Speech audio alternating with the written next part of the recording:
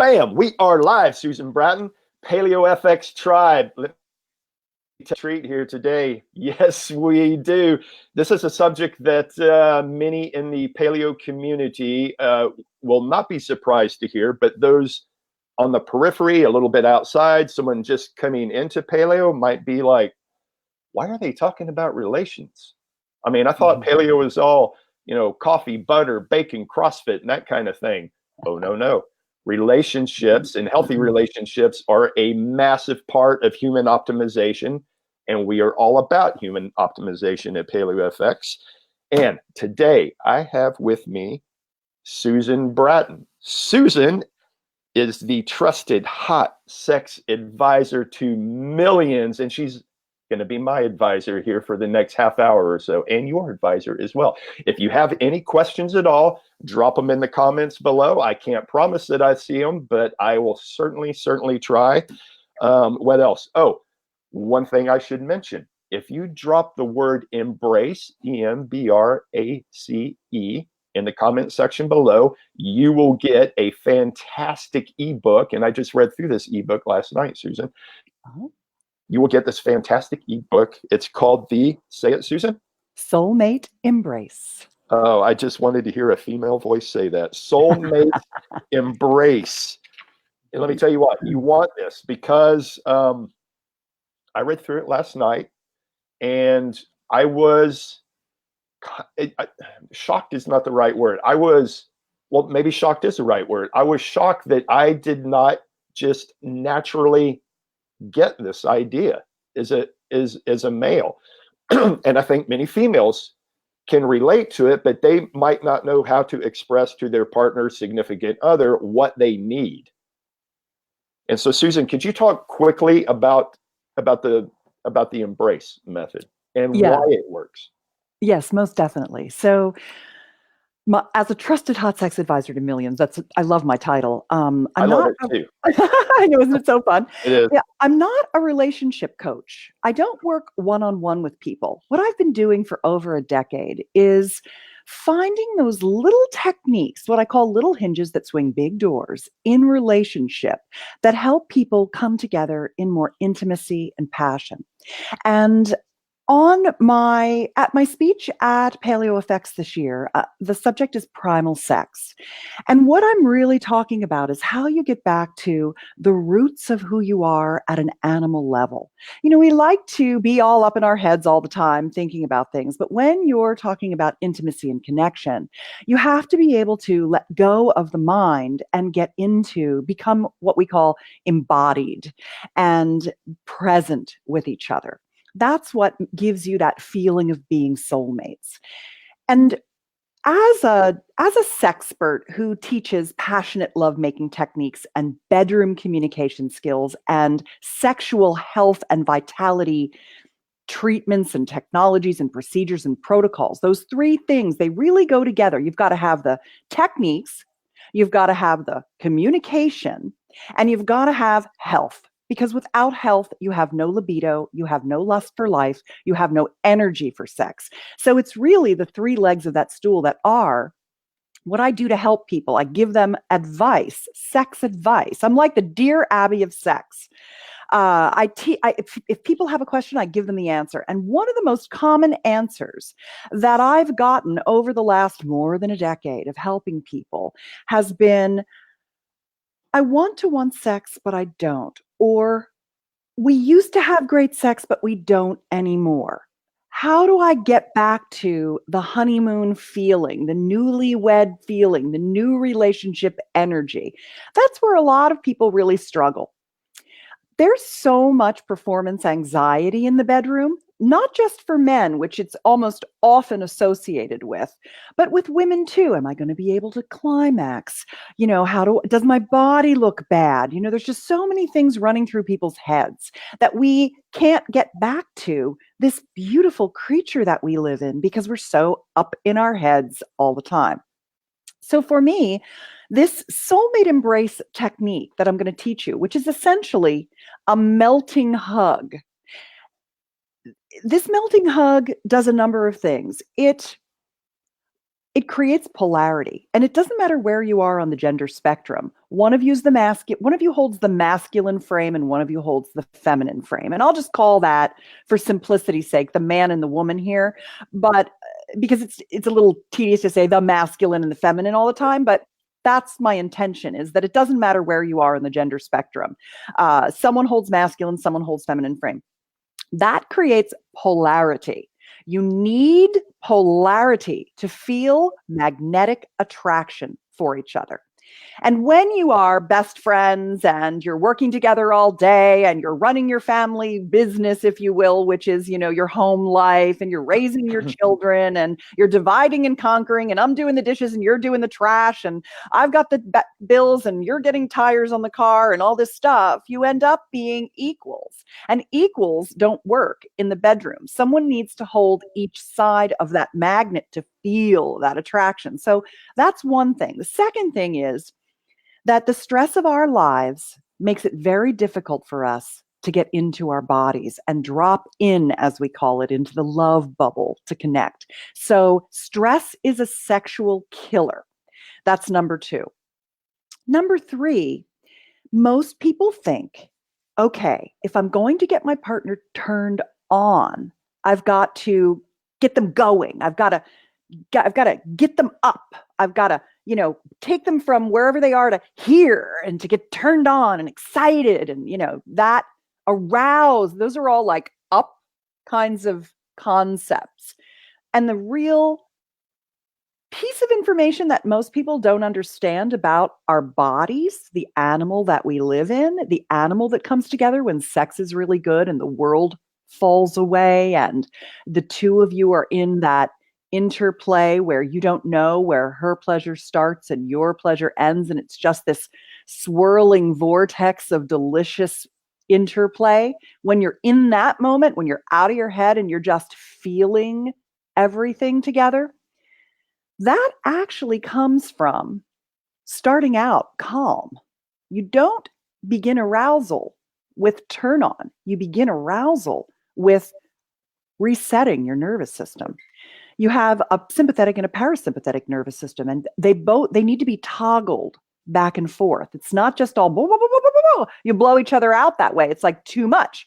Even things like a woman feeling like, ooh, I'm done. No more. Don't touch me anymore. That comes from too much up and not enough grounding. So one of the things that this soulmate embrace technique does is it actually allows you to calm your nervous system before you begin to think about going up into pleasure. And one of the great things about orgasmic pleasure, if you're able to have it, and even if you're a person who struggles to orgasm or isn't easily orgasmic, even just the being with someone in the calm space allows you to reboot and calm your frazzled nerves. So orgasm does that, but so does the closeness of this soulmate embrace. So this technique is probably one of the most powerful things I teach, and it's a hug. And I was really glad, Keith, for you to say, when I read this, I actually didn't really think about hugging in that way. And I'm going to explain exactly how to do this hug. And when you get the technique, when you pop the word embrace into the link below this video and you get the technique, what you'll see is that it is a hug that nobody ever taught you. So it gives you polarity. It calms your nervous system and allows you to drop in. And the third thing that it does is it increases oxytocin. And oxytocin is that love chemical, that bonding hormone that makes you really feel close to someone. So do you want to get into the hug right now? Absolutely. And I would also just say, too, you and Tim work together, right? We do. mean, in business. So that added element for Michelle and I is so difficult to navigate because we are 24/7 talking about business, and and we never have time to unplug that. Yeah. Because that's always, we can always say, well, we'll shut it down at 6 o'clock and, business is done. That's a lie. It never happens. Even in the off season, it never happens. And then we get into the situation where it's like, oh, 7 o'clock. We need to get this going. If it's going to get going, we need to get this going. Yeah. And it's because we know it's good for us. We know we right, want to do right, it. and we want it, but it's just like, okay, we got to get up at 6, and let's get this. And I'm more guilty of that than she is. And it just, you're right. It's just that big stress. It's the stress to have to perform because we want it. We love each other, Yeah. but it's that added element of stress, and the whole idea of being able to just take some time, back off, Right. just relax. And reading that, it makes all the sense in the world, and yet it's like, I'm an idiot because I didn't think of that. You're not an idiot. No one taught us how to hold Right, each other. right. And that's what this really does. This allows us to co-regulate our nervous system, syncopate our heartbeats, slow our breathing down, look in each other's eyes, let go of anything that is coming up for us that we need to talk out before we can completely relax. All of these things happen during the soulmate embrace. And that gives us that reset down to a grounded reconnection that then allows us to realize, oh God, right, I love when you hold me in your arms. It feels so good. And here's the other interesting thing that I like about it is that for a lot of men, they want to be the initiator and they know they need to be the initiator. The thing about estrogen and testosterone is that estrogen is kind of all over the map. It's the river, it's the wild rushing water of the David Data, kind of analogy, where the testosterone, the masculine, is the safe river banks that kind of contains it and holds it. So what's great about this is that if you, as the masculine, said, "Hey, let's have sex," the feminine would be like, "No, you get rejected because you've made this big offer and she's not there yet." And so then he stops asking for sex because he keeps getting rejected. Because the masculine, he's like ready to go, he can perform, he's goal oriented. Where the estrogen, the feminine, she's like all over the place, thinking about a million things. You got to get her out of her head and into her body. So she needs you to hold her in this hug. So let's talk about what the hug is like. And really, when you make a woman an offer that says, "Come here and let me hold you in my arms," she's not going to turn that down. And then that allows her to even think about the possibility of wanting to have sex. So you get to make her a much smaller offer that she can say yes to, that if it doesn't go anywhere, that's fine. And if it is, in fact, the world's best foreplay, which I believe it is, then that's great too. There's no outcome other than to hold each other in the soulmate embrace. And here's what it looks like. The first thing that I recommend is that you do it in bed because it's comfortable. You want to be able to completely and totally relax. The second thing is that I don't recommend doing it naked because you're going to be holding and touching skin to skin along the length of your body for a little while. So cotton yoga pants and a t-shirt on the guy are really nice. A comfortable, flowy cotton nightgown is great. A nightgown is great for her, so that you can press yourself skin to skin without feeling itchy, scratchy, clammy, sweaty, etc., which happens because we're animals. The second thing is be pillow prince and princess, where you have a lot of pillows and essentially you're lying down and she's going to lie in your arms. She's going to have her head here. She's going to be putting herself against the length of your body. Your legs can intertwine one over hers or side by side, whatever feels comfortable, and you can move around. This isn't like a wrestling hold where you're getting her in here and you're not letting go. You have an ease to the hold that has a combination of both firmness and structure that you're providing as the man, as the masculine, and her being able to relax into that structure and completely relax. When you hold her, for Tim and I like a pillow up here because he's a tall, skinny guy. And so he doesn't have this big shoulder here. He's fairly slim. So I put a pillow there so that I can completely rest and relax. And then he puts his arms around me. And usually I like to start with one right across my back here where my scapula are. That's the place I like it the most to begin. I feel it's like this, right? He's holding me and he's got me like this. And then he has another hand low around my sacrum, the base of my spine. That's the sacral chakra that he's holding. So he has me in two ways, like this. I have my head on facing him on his shoulder, and we're propped up with pillows, a pillow between our knees, or one behind my back, or one behind his back, one here. We use pillows liberally so that they support us. It's kind of like restorative yoga, where you're using a lot of props so that you can completely relax into the pose, the asana. Once you have that, then you take a lot of deep breaths together and just relax. But what's going to happen almost always for the feminine is that some things are going to come up for her, some emotion that needs to be processed. And you want to have an allowance for her to say whatever oh, honey, I want to tell you about this thing. I got to get this off my chest. I need to let this go before I can really even relax. You let those things come up. And as the masculine, you know what to do. You just listen. You're not fixing anything. You guys all know that now. That's not, you don't need to take care of it now. You can take care of it later. And you're just listening and you're petting her if she needs petting. And one of the things that I also like about a couple minutes into the process of letting go is I like, and some women might find this really pleasurable, others, it's not the right thing for them. So I like to give lots of ideas about how to do this. I like to get squeezed from my waist up.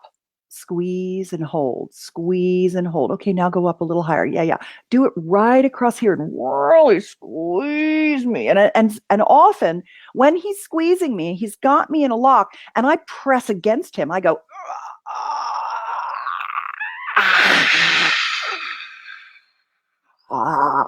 like that. And I really push against him and he holds me tight and he lets me push as hard as I want.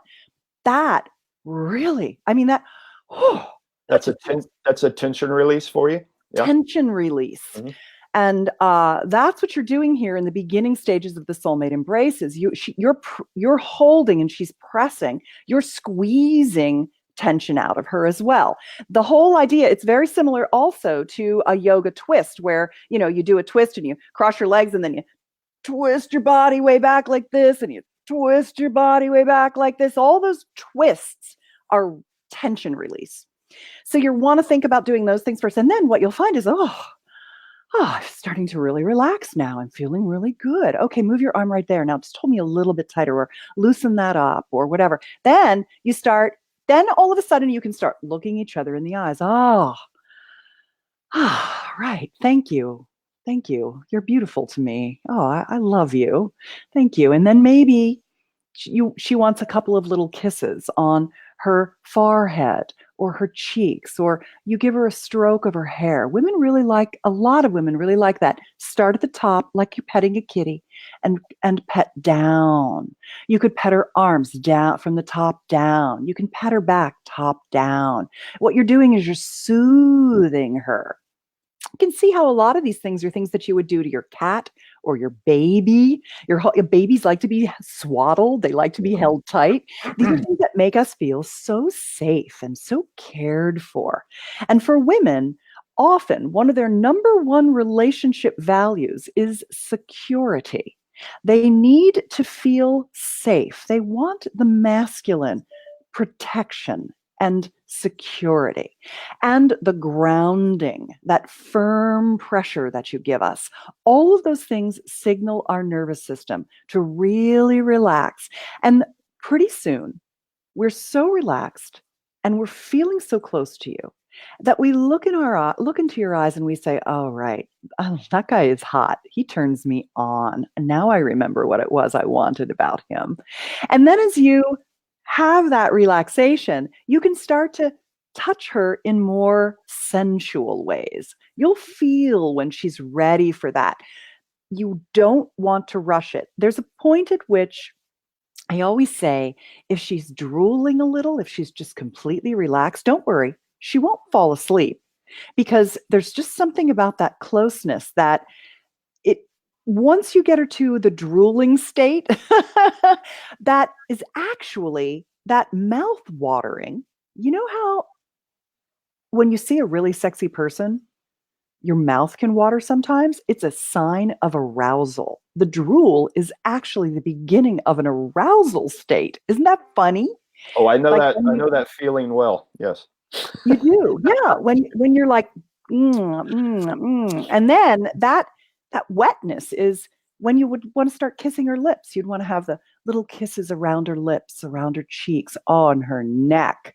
Kiss way back here and down along these sides. There's all kinds of proprioceptive muscle cells on her neck that have erectile tissue. There's erectile tissue in here. There's erectile tissue on her mouth. If her nose itches, you'll know she's getting turned on. You have erectile tissue in your nose. So then starting the kissing on the outside, and this is the thing, I call it my bullseye touch technique. What you're really doing here is by stroking her whole body during the embrace, by squeezing and holding and stroking her, you're waking up her whole sensual grid. You're reminding her animal body that it loves to be touched and providing that masculine structure that she can really relax. Once you get her down to that level of relaxation where she's got the drool going and you're starting to kiss, things will literally explode at a sexual level because you've gotten that whole nervous system at that steady state. It is the most beautiful thing. Women crave to be held like this. It is what we want. I bet any woman who's listening to me talk right now thinks to herself, I really want to be held like that. I want to be held like a woman. I want to be held like a princess, like a delicate flower, like a rare and beautiful bird, a delicate bird. I want that. And what it does for guys is it makes you feel like her protector. It brings out that masculine. And as you're generating oxytocin together through this touch, you're also generating more estrogen for her and testosterone for you, which then begins the arousal, the climb up the arousal ladder. And pretty soon you'll know that you've had enough, and there'll just be this natural, oh, okay, I'm done with that. And then she'll probably just climb on top of you and start kissing you and telling you how much she loves you and giving you the affection that you crave because she's finally like, whoa, right there and present with you. Right. And I think it's very important, Susan, for people to know that you and Tim struggled for a while, and this is in the ebook. Yeah. You and Tim struggled for a while, so this is something that you guys had to figure out too. I mean, you and Tim were like the rest of us at one point, right? You know, married for a while, kind of in a rut. Can I say that? A sexual rut. Yes. And worse than a sexual rut. Right. Really just living as platonic partners. I was giving him mercy sex once or twice a month after he would beg and beg and beg, and I would reject him and reject him and reject him. I didn't even want it. I didn't want sex. I had like, I don't know, after I had our daughter and I was busy with my career. And it turns out we just didn't know enough pleasuring techniques, and it got boring for me. Women mostly check out because of boredom. And that's because, who teaches guys how to make love besides a few people like me? Although there's more sexperts than ever out there now, which is great. There's a big boom in sexperts, which I'm glad to see. Right. And I find that very empowering that you know what the other side is like. I mean, you literally know what the other side is like. Of course. So you know how to navigate this, which is incredible to me. How did you come to this? I mean, how does one become in the line of work that you came into? Yeah. Well, because Tim and I almost got divorced about 11 years into our marriage, and we completely reversed our sexless marriage by going to a lot of Tantra classes and doing a lot of personal growth work. We really learned a lot of sex techniques, and that was what helped me finally bridge the orgasm gap. I wasn't able to have orgasms from intercourse until I was 45. So now I'm 57. I've been having them for only a dozen years of my life. They were very elusive for me. I learned how to do that, and I teach people that through our website. I mean, I do it. I actually have YouTube videos where I tell you exactly what to do to get there. I believe that orgasm is a learned skill, that all people can have them, and that all it takes is understanding and knowing a few simple things. So I give all that information away for free. But what I started out as is a publisher of sex techniques, because that's what helped my husband and I not only return to having a sex life, but having a sex life that was better than ever, and getting on what I like to call the upward pleasure spiral. I imagine it like the DNA helix of Mhm. two lovers whose lovemaking just keeps getting better and better as they practice together. Because as I say, sex is a learned skill. It was funny. Last night we went out with another couple who are our age and a little older. I'm 57, and we were with partners who were 57 and 62. And we were in this very trendy restaurant in the Dog Patch in San Francisco. Everyone in there was in their late 20s to early 40s. They were young, vital, adorable, attractive kids to us. Right. And we looked around, and my girlfriend Jane said, "We're having better sex than any of these kids in here." And we all like smugly laughed and said, "Oh, yes, we are." After Jane had just told me that she and Ethan had broken another bed. And she said, "Yeah, it was probably the Nice. swan dive." She was being so silly. But she's 62 and having the best sex of her life. I'm 57 and having the best sex of my life. And it keeps getting better. I'm getting sexier and sexier and sexier. And all it is just knowledge and information and learning about communication skills, which is one of the things I'm teaching at Paleo FX.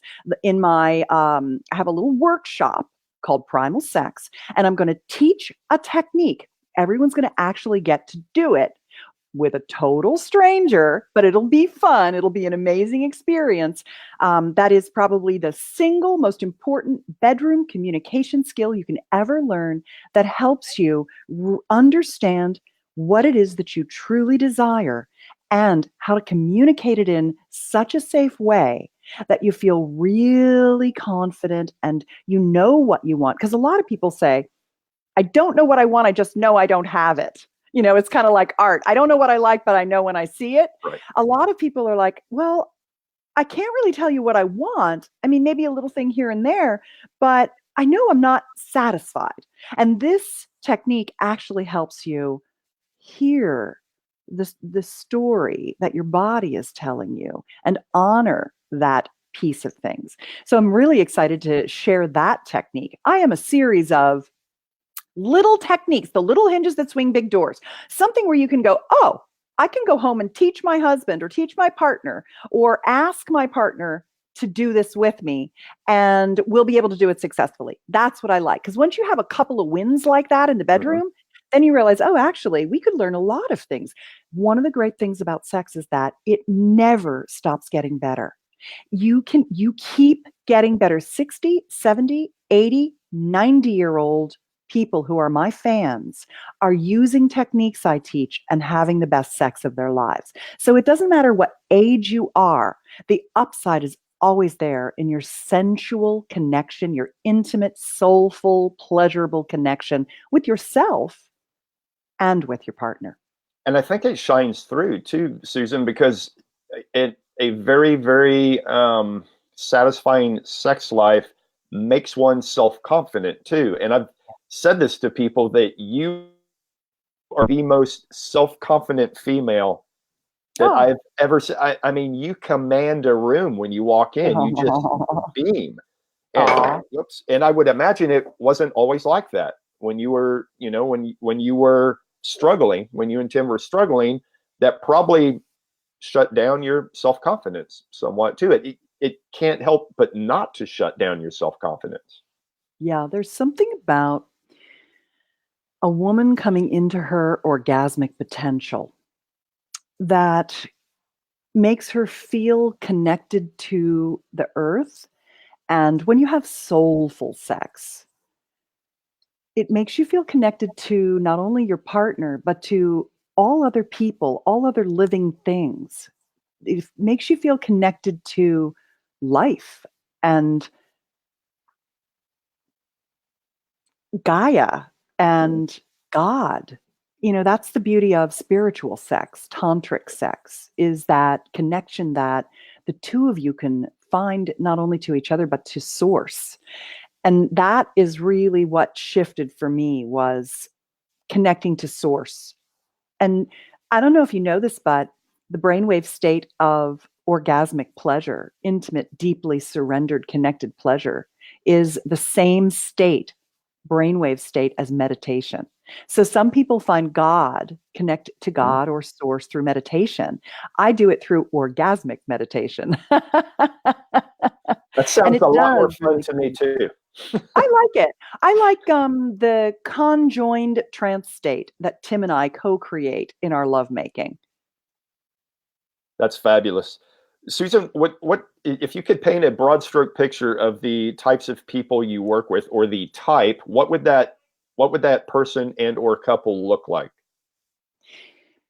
I would say there are maybe some, because I work with people, I have fans and followers, hundreds and hundreds of thousands of people who read my newsletters and buy my programs and things like that, follow me on Instagram or YouTube. And I'm constantly answering people's questions because I'm the Dear Abby of sex. So people, they feel comfortable asking me anything.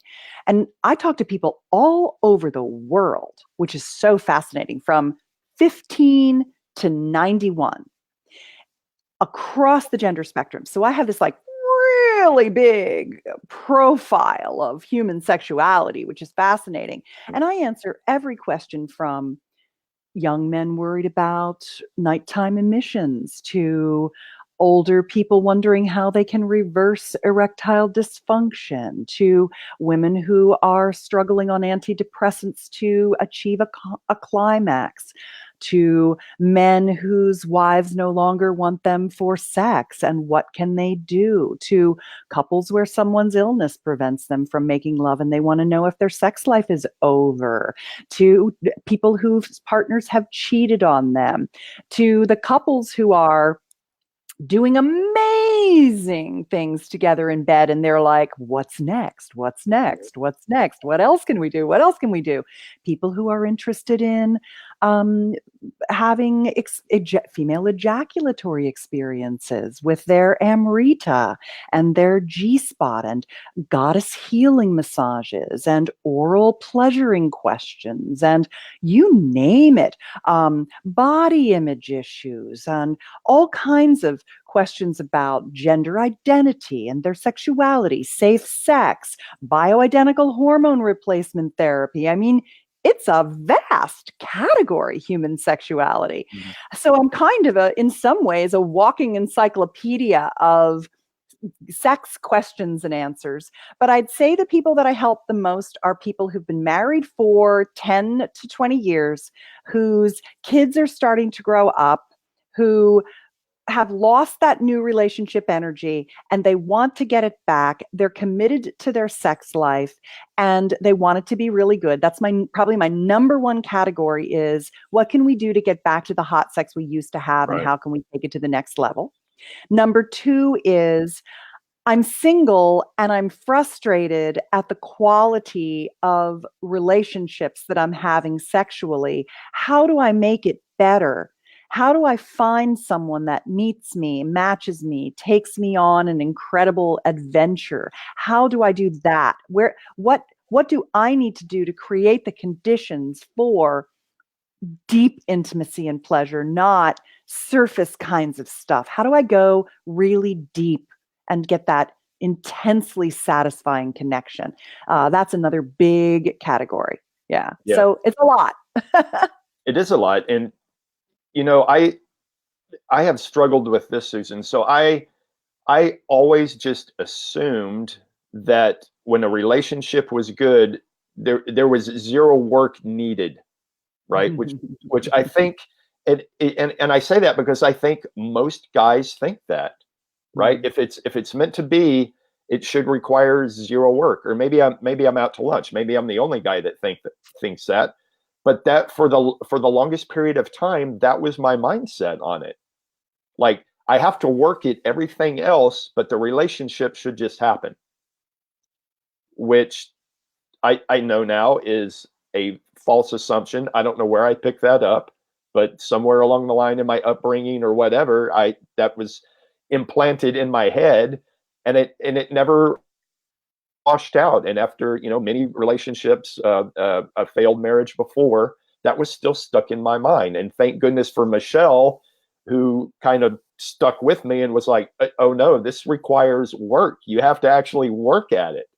And that's still a hurdle I'm trying to get over right now. When I somewhere in my subconscious, that trigger is still there. One of the things that I really like are scheduled play dates. I call them erotic play dates. Because one of my favorite phrases that I say, kind of one of my taglines, is the couple that plays together stays together, especially in the bedroom.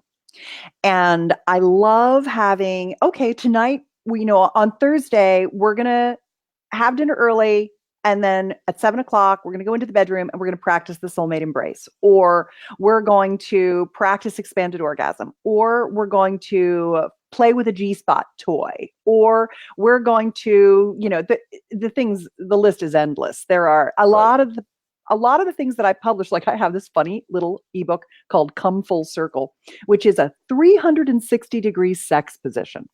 You actually stay locked in coitus, and she spins around you and then under you and ends up back on top of you. And even people who aren't in great shape can do this. Write that down, Michelle. It's not, I'll send it to you. It's free. It's not actually that difficult. And what's fun about it is, and I did an illustrated guide so you could see what to do, and then I describe it as well. And it's just one of those things, you're only probably going to do it one time. It's kind of one of those just funny little experiences that you co-create. But it's really, okay, honey, wait, your leg goes here, and then, okay, wait, okay, no, I got to flip my hip this way. Okay, and then you're just like, yeah, oh, that's fun. We didn't come apart, and it's just this funny little silly sex technique that you just do it and you're like, we did it, baby. We're awesome. Like you just get this incredible feeling about it. And just doing that one night gives you something to do. It's like self-directed, sexy fun. Right. When you can come up with ideas. And then when you have that kind of relationship where you're like, oh, I found out about this thing called Come Full Circle, and I want to try it. Will you try it with me? Now, this is Tim. He's always like, yes, I want to try everything. You can think it up. I will do it. That's what I love about my husband. And I think most guys are like that, which is great. Such a great guy. I love Tim. He is the easiest, most beautiful spirit, isn't he? Yeah, he is. He's the best of the best, that man. That's why I had to save my marriage, because I could never replace him. I had to fix my broken sex life. And so we went to school and learned what to do. And then we said, everybody in the world needs to know this. Let's start a company teaching people online so they don't have to get naked and go to tantric sex workshops to learn this stuff, because who the hell's going to do that? It is edgy.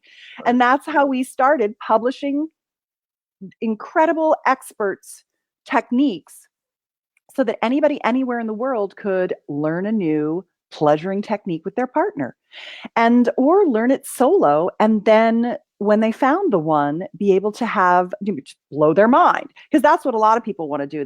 They're like, I'm single and I want to know this stuff so that when I get a partner, I can blow their mind. Right.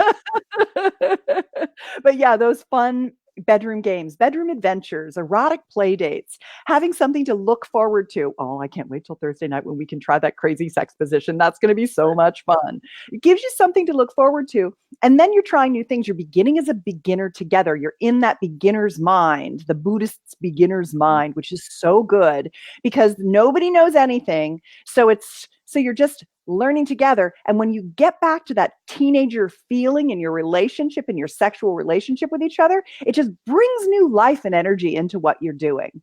Right. I should have mentioned this earlier. If anybody out there has any questions, drop them in the comments below. Sorry, we're like 45 minutes into this, and I'm just now mentioning that. But we got to wrap up now. We're going to go.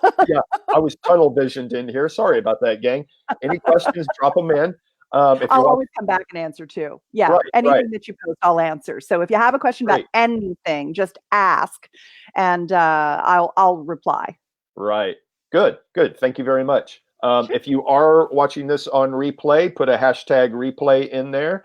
Drop your questions in as well, and don't forget the keyword embrace, EMBRACE, that will get you Susan Bratton's awesome Soulmate Embrace ebook. And let me tell you, I read this last night. You want to check it out. It is so very, very simple, but was not even on my radar at all. Not at all. And I think most guys are going to be that way. When you read it, you're like, wow, that's really simple. And I never thought of that.